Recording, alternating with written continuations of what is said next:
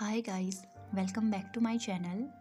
Actually आज हमारे यहाँ शादी है, तो अगर आपको बैकग्राउंड में म्यूज़िक की आवाज़ सुनाई देगी तो प्लीज़ माइंड मत करना। और अगर आप मेरे चैनल पे नए हैं तो प्लीज़ चैनल को सब्सक्राइब कर देना। तो अब आज का पार्ट स्टार्ट करते हैं।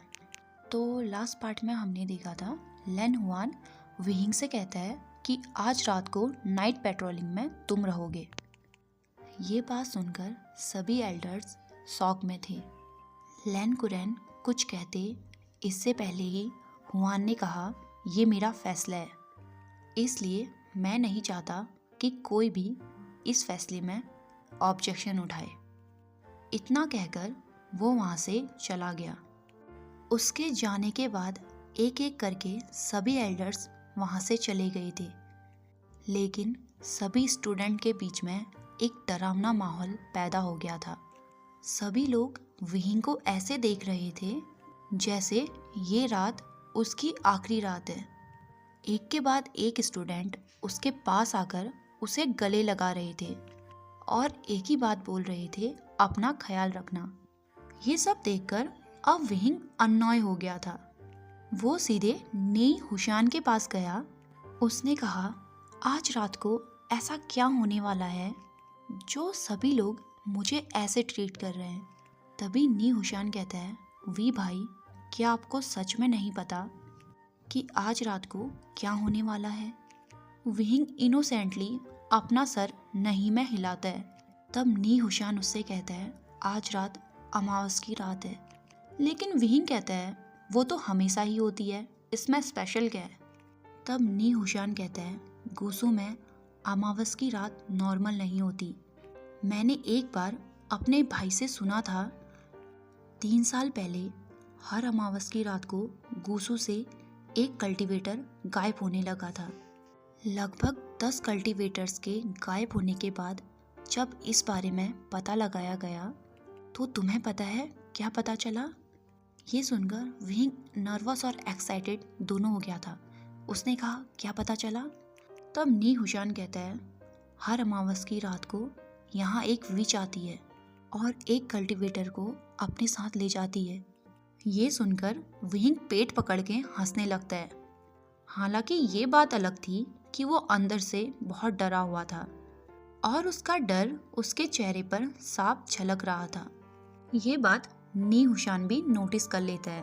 अब वो अपनी बात कंटिन्यू करते हुए कहता है, तब से गुसू में अमावस की रात को 8 बजे के बाद बाहर आना फॉरबिडन है। इस रात को हमेशा लैन हुआनी नाइट पेट्रोलिंग में रहते हैं, लेकिन पहली बार आज उनके अलावा तुम नाइट पेट्रोलिंग में रहोगे। अब वो विहिंग को टीज करते हुए कहता है, वैसे विहिंग भाई, मैं भगवान से दुआ करूँगा कि कल मैं आपको जिंदा देख पाऊँ। ये कहकर वो मुस्कुराता है और अपना पंखा हिलाते हुए वहाँ से चला जाता है। विहिंग जो डर के मारे शिवर कर रहा था, उसने गुस्से में चिल्लाते हुए कहा, मैं इतनी जल्दी नहीं मरने वाला, किसी विच का डिनर बनके तो बिल्कुल भी नहीं। सुना तुमने? नी हुशान विहिंग की बात सुनकर अपनी हंसी कंट्रोल करते हुए वहाँ से चला जाता है। दूसरी तरफ लैन हुआन था, जो असिस्टेंट हॉल से आने के बाद एक लकड़ी के ब्रिज में खड़ा हुआ था। वो तालाब में मछलियों को देख रहा था। तभी उसके पास लैन सिचेन आते हैं। उसने सिचेन को देखा भी नहीं, लेकिन उनकी पैरों की आहट से वो जान गया था। हुआन ने स्मग करते हुए कहा, मुझे पता था, किसी और को मेरे फैसले से परेशानी हो या ना, तुम्हें ज़रूर होगी। सिचेन चुपचाप उसके बगल में जाकर खड़े हो गए थे, लेकिन आज सिचेन के चेहरे पर वो चीयरफुल स्माइल नहीं थी। सिचेन ने कहा, वो 17 साल का बच्चा है और तुम उसे मरने के लिए भेज रहे हो। ये सुनकर लैन हुआन के चेहरे पर एक डेडली स्माइल आ गई थी, लेकिन उसकी आंखों में विहिंग के लिए नफरत थी। उसने कहा, शायद ये पहली बार है जब वांगजी ने किसी के लिए रूल तोड़ा है, तो क्या मैं उसे ऐसे ही जाने दूं? लेकिन सिचेन तुरंत जवाब देते हैं, तुम जानते हो ऐसा कुछ भी नहीं है, वांगजी तुम्हारे लिए लॉयल है। तब लैन हुआन कहता है, लॉयल है तो क्या हुआ, उस लड़के ने वांगजी और मेरे बीच में आने की कोशिश करी है, मरना तो उसे होगा ही। और रही बात आज रात की, ये उसकी काबिलियत पर निर्भर करता है कि वो कल का सूरज देख पाएगा या नहीं। इतना कहकर वो वहाँ से चला गया। अब रात हो गई थी और विहिंग नाइट पेट्रोलिंग में था। पास ही में वो एक दीवार के ऊपर बैठा हुआ था। अभी शाम के 9 बज रहे थे और क्लाउड रेसेस में एक डेडली साइलेंस था। इंसान तो दूर की बात, उसे वहाँ एक चिड़िया तक नहीं नजर आ रही थी। अमावस की रात के बारे में उसने लगभग 12 कहानियां सुन ली थी। किसी ने कहा गुसु में विच आती है, तो किसी ने कहा यहाँ अमावस की रात को बिना सर के भूत घूमते हैं, तो किसी ने कहा यहाँ आत्माओं को चुराने वाले लुटेरे आते हैं। लेकिन असल बात क्या थी ये कोई नहीं जानता था। वहाँ पर इतना साइलेंस था, हवाओं के चलने पर जब पत्ते हिल रहे थे उनकी सरसराहट से ऐसा लग रहा था जैसे कोई आ रहा है। उसे वहाँ पर सिर्फ 1 घंटा हुआ था, लेकिन डर के मारे उसके दिल ने न जाने कितनी बार धड़कना बंद करा था। तभी उसे कुछ महसूस हुआ। उसे लगा कोई उसकी तरफ बढ़ रहा है, लेकिन ये पहले की तरह आहट नहीं थी। डर के मारे उसके माथे से पसीना टपक रहा था। उसकी हार्ट बीट इतनी लाउड थी जो मीलों दूर खड़े इंसान को भी सुनाई दे सकती थी। तभी उसने सूबियान पर अपनी ग्रिप टाइट कर ली। जैसे ही वो इंसान विहिंग के पास पहुंचा, विहिंग ने पलटकर सूबियान को उस इंसान के गले में रख दी थी। लेकिन जब विहिंग ने उस पर्सन की तरफ देखा, उसके चेहरे के काम एक्सप्रेशन को देखकर विहिंग के चेहरे पर एक ब्राइट स्माइल आ गई थी। उसने एक्साइटेड होकर कहा, हांगुनजुन, आप यहाँ क्या कर रहे हैं? 9 बजे के बाद बाहर निकलना तो रूल के खिलाफ है ना। आप यहाँ से जाइए, मुझे फिर से पनिशमेंट नहीं लेनी। ये सब वो पाउट बनाते हुए कह रहा था, लेकिन वांगजी सिर्फ कहता है। उसका रिएक्शन विहिंग के समझ के बाहर था। विहिंग ने कहा, सेकंड मास्टरलैंड, आपने बताया नहीं आप यहाँ क्या कर रहे हैं? तभी विहिंग के ऊपर किसी ने अपने फैन से हमला कर दिया था। वांगजी ने उसे बचाने के लिए विहिंग का हाथ पकड़कर उसे अपनी ओर खींच लिया था। वो दोनों बहुत क्लोज थे। वांगजी का हाथ विहिंग की वेस्ट में था। शायद ये पहली बार था जब वांगजी किसी के इतना क्लोज हो। उन दोनों की ही हार्ट बीट बहुत फास्ट हो गई थी। ये पहली बार था जब वांगजी विहिंग को बिना नजरें चुराए देख रहा था। विहिंग की ब्यूटीफुल स्माइल देखकर वांगजी को उसे किस करने का मन कर रहा था। शायद ये पहली बार था जब इनोसेंट लंजा के दिमाग में किसी को लेकर इतने वाइल्ड थॉट आए हों। कुछ टाइम बाद जब वो अपने सेंस में वापस आते हैं तो उनसे लगभग 10 कदम की दूरी पर एक पर्सन खड़ा था जिसने वाइट कलर के रोब पहने हुए थे और उसके हाथ में एक ब्यूटीफुल डिज़ाइन का फैन था। वो स्माइल करते हुए विहिंग और वांगजी की तरफ देख रहा था।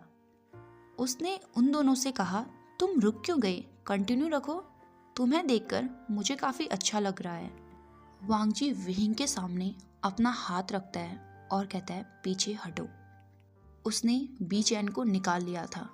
अब वो पर्सन अपना पंखा हिलाते हुए कहता है, लगता है लैन हुआन को अब तुमसे प्यार नहीं है, इसलिए तो उसने अपने बेटरूट को मेरे हाथों मरने के लिए भेज दिया। अब उन दोनों ने लड़ना स्टार्ट कर दिया था। पहले उस पर्सन के मूव नॉर्मल थे, वांगजी उसे आसानी से डिफीट कर रहा था, लेकिन कुछ टाइम बाद वो पर्सन वांगजी पर हावी हो रहा था क्योंकि वो एक इमोर्टल था और उसके पास वांगजी से ज़्यादा पावर थी। लेकिन वांगजी एक साधारण कल्टीवेटर होने के बावजूद भी उसके हर वार का बहुत आसानी से जवाब दे रहा था। विहिंग जो दूर से उन दोनों को देख रहा था, अचानक से एक दूसरे आदमी ने उस पर भी हमला कर दिया। उस पर्सन के पास तलवार थी और वो विहिंग पर लगातार हमला किए जा रहा था। विहिंग को अभी तलवार चलाना भी नहीं आता था, वो बस उस पर्सन के वार से बच रहा था। दूसरी तरफ वांगजी था जो जीसू से लड़ रहा था। दूसरी तरफ विहिंग जिस पर्सन से लड़ रहा था उसने विहिंग पर हमला किया और उसके हाथ से ब्लड आने लगा। जैसे ही विहिंग का खून उसकी सूबियान पर पड़ा, सूबियान से ब्लैक स्मोक निकलने लगा था और वो खुद ब खुद हरकत करने लगी। वो विहिंग के हाथ से निकलकर उस इंसान पर हमला करने लग गई थी। विहिंग की सूबियान बहुत ताकतवर है। कुछ ही देर में उसने उस दूसरे पर्सन को मार दिया और उसकी आध्यात्मिक शक्ति को अपने अंदर सोख लिया। अब सूबियान ने जीसू पर भी हमला कर दिया जिससे वांगजी लड़ रहा था। विहिंग की तलवार को देखकर वांगजी रुक गया था। अब सूबियान और जीसू लड़ रहे थे। एक पावरफुल इमोर्टल होने के बाद भी विहिंग की तलवार के सामने वो कुछ भी नहीं था। सूबियान के वार से वो जमीन पर गिर गया। जैसे ही सूबियान उसे मारने वाली थी तभी वांगजी ने बीचैन निकाली और सूबियान से लड़ना शुरू कर दिया। लेकिन जैसे ही वांगजी ने सूबियान से लड़ना स्टार्ट किया वो शांत हो गई थी। उसके अंदर से जो ब्लैक स्मोक निकल रहा था वो गायब हो गया और वो फिर से विहिंग के पास चली गई। जीसू जो जमीन में गिरा हुआ था वो ये सब देख रहा था। वो स्ट्रगल करते हुए खड़ा हुआ। वो काफ़ी डरा हुआ था क्योंकि अगर अभी वांगजी नहीं होता तो सूबियान से वो अभी तक मर चुका होता।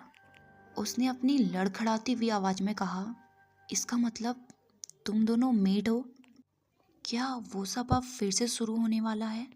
क्या फिर से इतिहास दोहराया जाएगा? वांगजी और विहिंग उसकी बिना सर पैर की बातें समझने की कोशिश कर रहे थे, लेकिन ये सब बोलते हुए जीसू के आंखों में आंसू आ गए थे, जैसे उसे कोई पुरानी बात याद कर ली हो। तभी एक तेज हवा का झोंका आया और वो गायब हो गया। उसके जाने के बाद वांगजी की नज़र विहिंग के शोल्डर पर पड़ी जिससे ब्लीडिंग हो रही थी, लेकिन वो बिना कुछ कहे चुपचाप वहाँ से चला गया। उन दोनों के जाने के बाद विहिंग कन्फ्यूज़न में अपना सर खुजा रहा था, लेकिन जिस तरह से सूबियान ने उस इंसान की आत्मा को सोखा था उसे देखकर विहिंग डर गया था। उसके हाथ में एक ऐसा हथियार था जिसके अंदर हजारों लोगों की आध्यात्मिक शक्ति थी। विहिंग दीवार में बैठकर ये सब सोच रहा था, तभी उसके पास वांगजी वापस आ गया। उसने विहिंग का हाथ पकड़कर अपने साथ चलने को कहा, लेकिन विहिंग कहता है, अगर मैं तुम्हारे साथ गया तो नाइट पेट्रोलिंग का क्या होगा? लेकिन वांगजी ने उसका हाथ ग्रैब किया और ज़बरदस्ती उसे अपने साथ ले गया। वो उसे जिंगशी लाया था, जहाँ उसके भाई के अलावा किसी और का आना अलाउ नहीं है, इवन उसके बेट्रोट को भी नहीं। वांगजी अंदर से खुद परेशान था कि उसने विहिंग को इतनी आसानी से अपने दिल और अपनी जिंदगी में जगह कैसे दे दी। उसने विहिंग को बेड में बैठने के लिए कहा और वो खुद एक वेट टॉवल लेने चला गया। विहिंग जिंगसी को देख रहा था। जिंगशी वांगजी की तरह ब्यूटीफुल और एलिगेंट था। सामने वाली वॉल पर एक हैंकरचीफ था जो काफ़ी पुराना लग रहा था। बेड से थोड़ी ही दूरी पर एक लकड़ी का टेबल था जिसके पास 2 चेयर रखी हुई थी। कुछ रेड कलर की कैंडल्स थी जो आधी जली हुई थी और विंडो में वाइट कलर के कर्टन्स लगे हुए थे। अगर इसे एक वर्ड में डिफाइन किया जाए तो वो सिंपल और सोबर था। तभी वांगजी वापस आ गया था। उसके हाथ में एक वेट टॉवल और कुछ मेडिसिन्स थी। उसने विहिंग को अपने अपर रोब उतारने को कहा। ये सुनकर विहिंग ब्लश कर रहा था। उसने ऑकवर्डली स्माइल करते हुए कहा, इसकी ज़रूरत नहीं है, मैं खुद कर लूँगा। वांगजी ने दोबारा कुछ कहा तो नहीं, वो बस गुस्से में उसे घूरने लग गया, जिसे देखकर विहिंग डर गया था। अब उसने शर्माते हुए अपने अपर रोब्स को थोड़ा खोलकर शोल्डर के नीचे गिरा दिया। ओके गाइस, आज के लिए बस इतना ही। आई होप आपको आज का पार्ट पसंद आया होगा। एक्चुअली गाइस, मेरा चैनल बिल्कुल भी ग्रो नहीं हो रहा। आप मेरी वीडियो देखते तो हो पर सब्सक्राइब नहीं करते।